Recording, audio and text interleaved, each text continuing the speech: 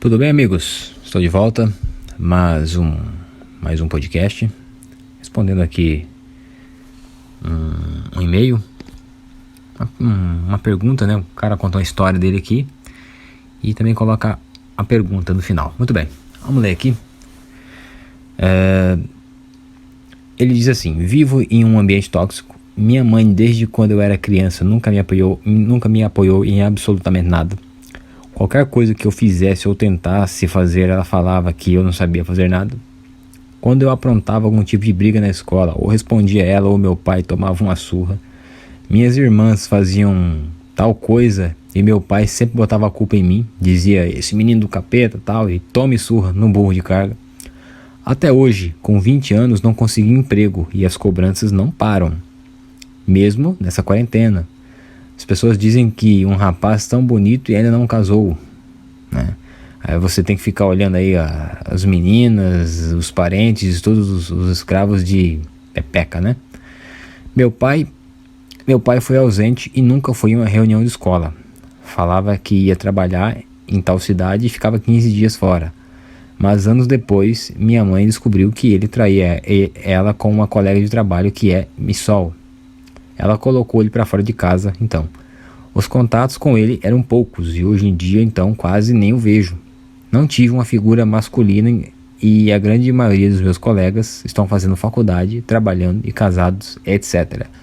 E eu sem saber o que fazer da vida. Já ia esquecendo de contar um detalhe, sou a cara do meu pai. Será que a minha mãe faz esse inferno só porque pareço com o cara que fez ela sofrer? Bom, é uma grande pergunta. É possível. Mas aqui a gente vai elencar algumas coisas. O fato de eu defender, um dos fatores de eu defender o antinatalismo é exatamente um dos pontos que você elencou aqui, cara.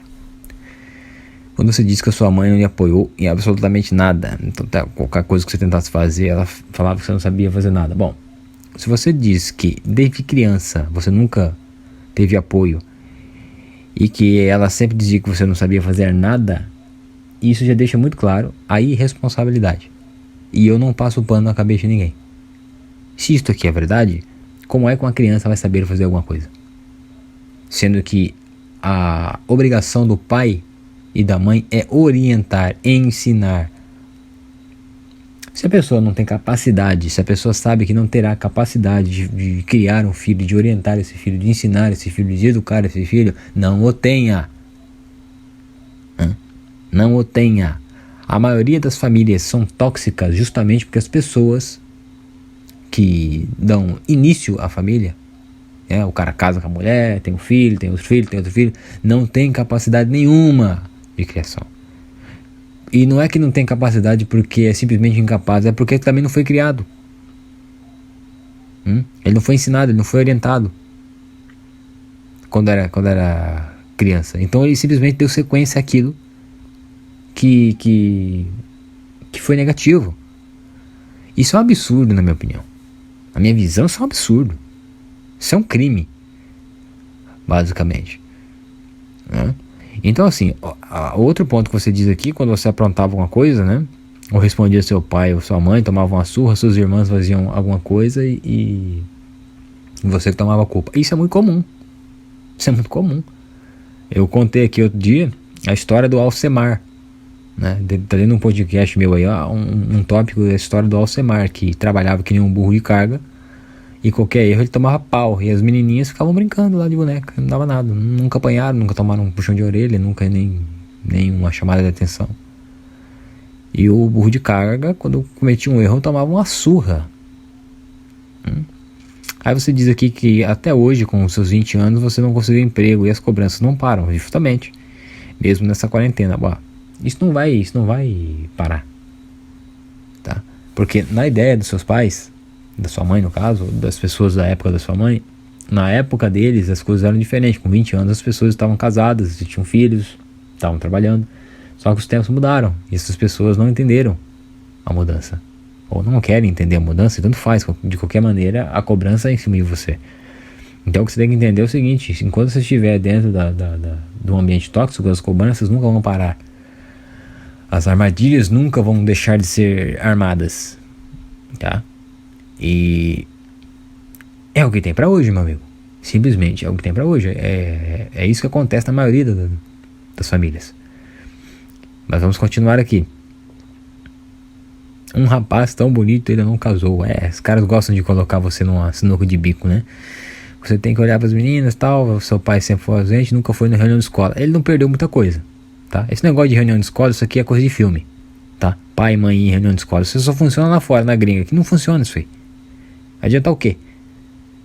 A escola não faz o papel dela básico e os pais não fazem um papel básico em casa. O que sobra é uma criança perdida no mundo, totalmente fodida. Aí eles querem fazer reunião pra um jogar a culpa no outro. Sendo que são a instituição familiar e a instituição educacional, instituição de ensino, dos incompetentes. Não fazem absolutamente nada. Eu já disse aqui que escola pública não presta. E que a maioria das famílias brasileiras não tem capacidade de criar os seus filhos. Ou seja, duas instituições, a familiar e a de ensino, incompetentes. E reunião de escola logo é uma perda de tempo para ambas. E que vai te sobrar um chicote no final, se a sua família for casca grossa, como eu imagino que seja, né? A minha mãe às vezes ia em reunião de escola. Meu pai às vezes ia em reunião de escola. E sabe o que falavam? Merda. Falavam merda. Professor vinha de matemática, ele não sabe fazer a equação aqui. Os caras faziam reunião para dizer que eu não sabia fazer uma equação. E meu pai e minha mãe nunca perguntou, mas por que ele não sabe fazer uma equação? Ele não se interessa em fazer, ele tenta fazer. Como é que é? Não, simplesmente ele está tendo dificuldade. Ele está tendo algum problema em casa? Ele está tendo algum problema em casa? Quem é dar conta desse filho da puta? Ele tem que me ensinar aquela merda. Aí chegava em casa, ao invés de tentarem conversar comigo, era bronca. Nunca apanhei, né? Mas era bronca. E eu sempre disse para meus pais que professores, na grande maioria, eram um bando de incompetentes, um bando de idiotas. Não sabiam o que estavam fazendo. Esta é a verdade que hoje em dia todo mundo está vendo. Eu falava isso já quando eu tinha meus 13 e 14 anos de idade. Já falava, esses caras são incompetentes, não sabem o que estão fazendo. Eles não ensinam absolutamente nada. E hoje as pessoas estão vendo que o ensino é uma porcaria. Essa é a realidade das coisas. Não sou eu que estou falando, estamos vendo. Nós estamos vendo a situação. Eu vou repetir, uma das provas cabais de que o ensino público é um lixo são os cursinhos pré-vestibulares depois que acaba o ensino médio, ou durante o ensino médio. Os caras fazem um cursinho pré-vestibular, pagam para fazer um cursinho pré-vestibular para poder estar apto a fazer o vestibular, quando as escolas deveriam ser o preparo para o cara fazer o vestibular.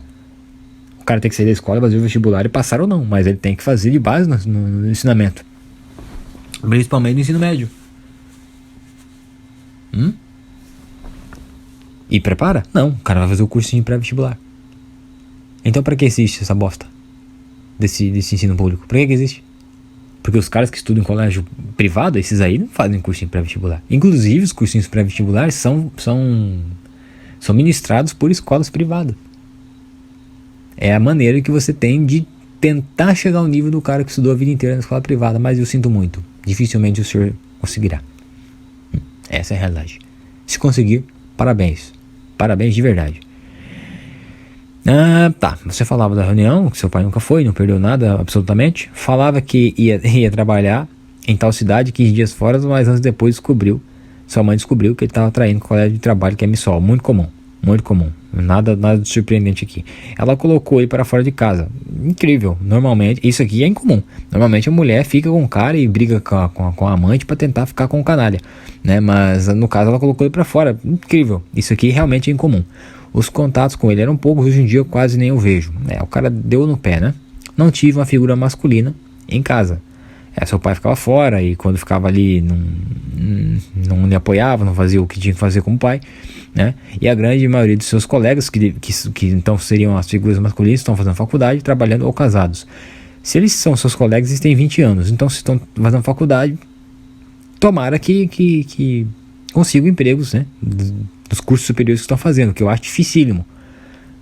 Não tem emprego para ninguém. Trabalhando, Agora, casados são fodidos. O cara com 20 anos casado, ele é louco. É completamente louco. E não é um bom conselho o cara casar, mas o cara fazer isso com 20 anos era loucura total. Com 25 ele tá fudido. A faculdade que ele fez, o trabalho todo que ele conquistou dos 20 aos 25 anos é jogado totalmente na lata de lixo. Se a mulher quiser o foder depois. Entendeu? Então esses caras não tem vantagem nenhuma. Se estão casados, o cara que tá casado com a sua idade aí, meu amigo, não tem vantagem nenhuma. Ele sabe merda nenhuma da vida. Ainda vai aprender muita coisa. Tá? E se o senhor não fez isso ainda, ótimo. Ótimo. Acha um empreguinho aí, cara. Um emprego comum. Um emprego comum não tem o que fazer, cara. Eu com 20 anos, quando saí do exército, tive que trabalhar como mensageiro do hotel, carregar bagagem, uai. A vergonha não te sustenta não, tá? Essa aqui é a realidade. Não tô dizendo que é o seu caso, mas é o caso de muita gente. Eu tinha colegas que falavam pra mim que não trabalhavam de certas coisas porque tinham vergonha. Uma vergonha não paga as contas de ninguém. E ninguém se importa contigo. Logo você não tem que ter vergonha de alguém que não se importa contigo. Ele não se importa contigo porque você tem vergonha daquela pessoa. Tem que ser recíproco. Não se importa contigo, não se importa com ele. Então acha um emprego aí, comum. Começa a fazer uma poupança. E se a sua família é tóxica de fato, quando você tiver uma certa idade com um certo respaldo, se manda. É essa a realidade. Entendeu? Se não der pra mudar agora, se não der pra fazer com que as pessoas sejam mais positivas, se manda. E nem diria que... Eu nem recomendo que você tente fazer com que as pessoas mudem, porque exatamente eu vou falar o porquê. Aqui, ó, você diz aqui, você não sabe o que fazer da vida, eu já te falei. Caça um emprego, meu. Terminou o colégio? Caça um emprego. Não terminou o colégio? Termina. Porque essa bosta não serve pra nada. É de positivo. Mas de negativo, certo. Se você não tiver o diploma do terceiro do ensino médio, é um empecilho. Tá? Então é isso. Mas primeiro ponto, acha um empreguinho. Nem que seja comum, nem que seja, cara, repositor de supermercado, empacotador, que seja, meu. Todo mundo vai ter que comer o pão que o diabo amassou pelo menos uma vez na vida. Pelo menos o cara que é pobre, o cara vai ter que fazer isso aí. Não tem? Isso não é demérito nenhum. Isso aí tem que ser uma motivação até. Tem que ser uma alavanca pra você. Chegar num futuro, quando tiver com 30 anos, tiver pautado. Ó, eu comecei assim. Todo mundo começou assim. A maioria, todo mundo não, mas a maioria das pessoas começou assim. Eu mesmo comecei assim. Tá? Aí você aqui, ó, já ia esquecendo de contar um detalhe. Se você é a cara do seu pai, né? Será que a sua mãe faz o inferno porque parece com o cara que fez ela sofrer? Provavelmente. Porque se o tratamento contigo é uma coisa e com as suas irmãs é outra, provavelmente é por isso. Provavelmente lembra a pessoa. Só que daí, cara, porra, eu não gosto de chegar a esse nível de falar mal, de não sei o que, da mãe da pessoa. Eu não vou fazer isso não, mas isso aí é outra palhaçada. Isso aí pra mim é pior do que incompetência. Chega a beira a burrice. Se isso for verdade, se a pessoa estiver lhe tratando dessa forma, porque simplesmente porque você lembra o rosto do seu pai. Isso pra mim beira a burrice aí, meu amigo. Você não tem motivo nenhum mesmo pra ficar nessa casa. Mas como eu digo nos outros podcasts, você não pode tomar uma decisão da qual vai te deixar morando na rua. Tá?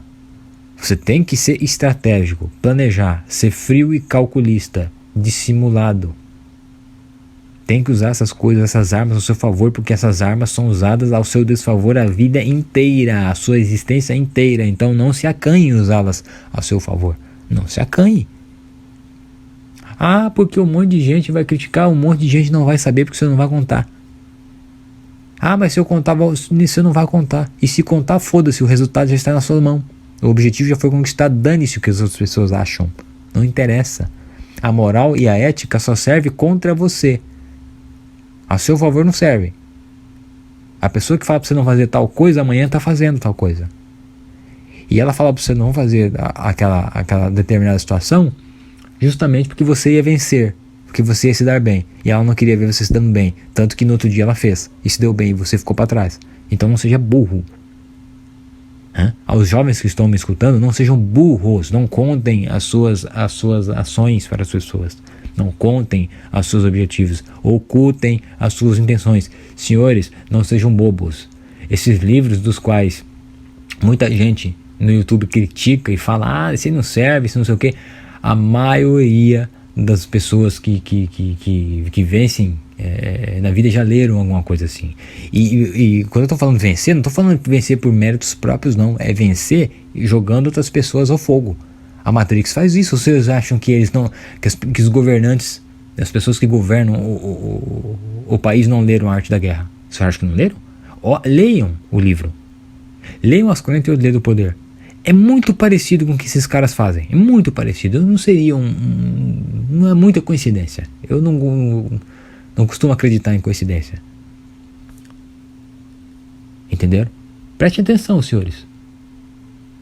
Porque está ultrapassada. Pode até ser que está ultrapassado, mas ainda assim é um conhecimento.